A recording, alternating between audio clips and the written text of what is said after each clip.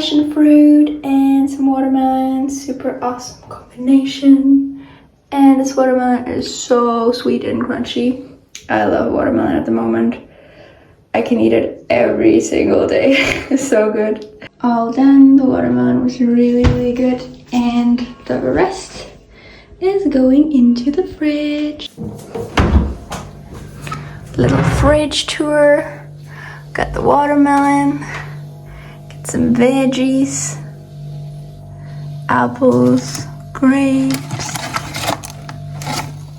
lettuce, bananas. Little hack, if you don't want the watermelon to taste like banana, put the banana in like a Ziploc bag. And if you put ripe bananas in the fridge for, I don't know, 1 week, it won't go overripe. And also, I've got some cucumbers.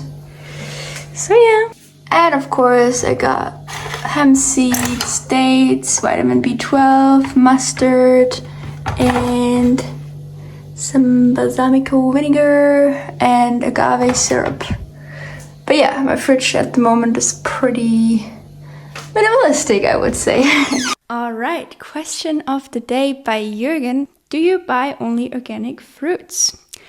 Absolutely not. Absolutely not. If I were to buy only organic fruits, I would probably be spending around 1,000 to 1,500 euros a month on food, which I don't feel like, and also it would be extremely inconvenient. What I do usually buy organic is bananas, potatoes, and like things like grains like millet, quinoa, rice, all these things I usually buy organic. And things like coconut sugar, but like the actual fruits like melons, mangoes, all that stuff, I don't buy organic because it has been shown over and over again that sometimes the organic fruit has more pesticides on there than the conventional ones, because just because it's organic doesn't mean it doesn't have pesticides. It just has a different kind of pesticides, which is a bit more natural and I suppose a little bit less damaging for the environment. But still, like eating conventional fruit, especially if it has a skin like a mango or a melon, I don't really feel like there's anything to be concerned about. And then also another reason is, taste. I want my fruits and vegetables to taste absolutely incredible. And yes, you can find like really good tasting organic mangoes, for example, but it's much easier to find good tasting conventional mangoes because you just have more variety to choose from. So if I find a mango that is organic and that I have a really good feeling about, of course, I'm still going to buy it, or the same goes for melon. But typically, yeah, I focus on the conventional stuff. And then also when I'm at the supermarket, I don't want to go to another like whole food organic store just to get everything organic. I like to just stay at the supermarket and then also go to my Turkish local seller. But yeah, if I find something that's organic, that's really, really good, I'm still going to buy it. I don't mind eating organic. I don't really focus on the label as much, versus I'm focusing much more on, is this actually going to taste good? Is this actually something I would really like to eat right now? I have been very, very strict with organic at times. And what it has just caused me is to undereat and then to go to junk food and also to spend a lot of money on food. So I hope that answers your question. And if you have any questions, then leave them in the comment section down below and I'll answer them in my next What I Eat in a Day video. Oh yeah, and one more thing I forgot to mention is that if you have the choice between a processed cooked meal that is maybe even organic and a conventional fruit, the conventional fruit is always still going to be more optimal and is going to put less strain on your body, even if it has been sprayed with pesticides. Just because, again, pesticides are pretty much on any food, and the fruit is still the most whole. It hasn't been sitting on a shelf for a longer time.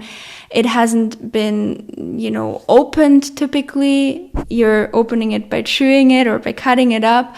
and it has the natural water filtered by the plant. So it's just something that's very gentle on our body, very easy to digest, and obviously very mineral and nutrient dense, just to put that out there, which is something I wish I had known earlier, because as I mentioned before, I have been very strict with organic at times, and it has just led me to not have the best life quality because I was so focused on it. So yeah, just wanted to get that out there. I'm having a little snack of apples and some grapes. It's time for food. I just made a nice bowl of ice cream with frozen blueberries, frozen raspberries.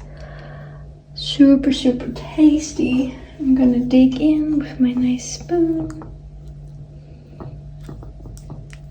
And I made this nice cream with this stick blender. I just made a huge salad for dinner, almost a pound of greens, and I'm serving it with this delicious creamy mustard dressing, which you can find in my Flat Tummy Feast cookbook.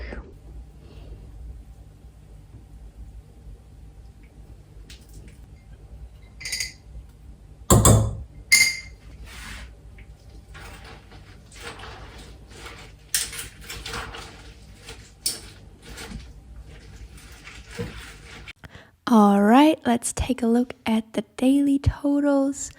We have around 2,000 calories that day, most of it coming from watermelon and other fruits. Then I had the big salad in the evening time, plus some raw roots.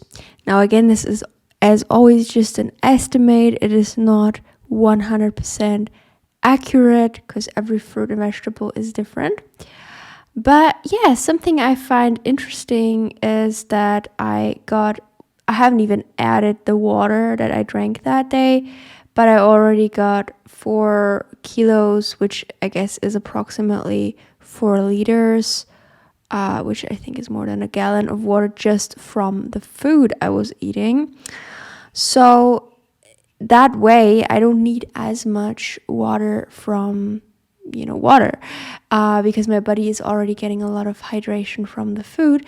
And also something very important to notice or to acknowledge is that the water from the fruit is filtered by the plant, so it is actually way easier for our body to absorb that water, to rehydrate our cells, rehydrate the food that is in our intestines so that our digestion improves. It's just very different water compared to the water we drink. So yeah, I just wanted to share that is, I think, something very, very cool. And then that day I also got all the B vitamins. B12 I supplemented with a supplement. Vitamin D I got a lot that day from just being outside. So yeah, all in all, I feel super amazing and it was a nice day, and I hope you guys enjoyed this video as much as I did. Bye.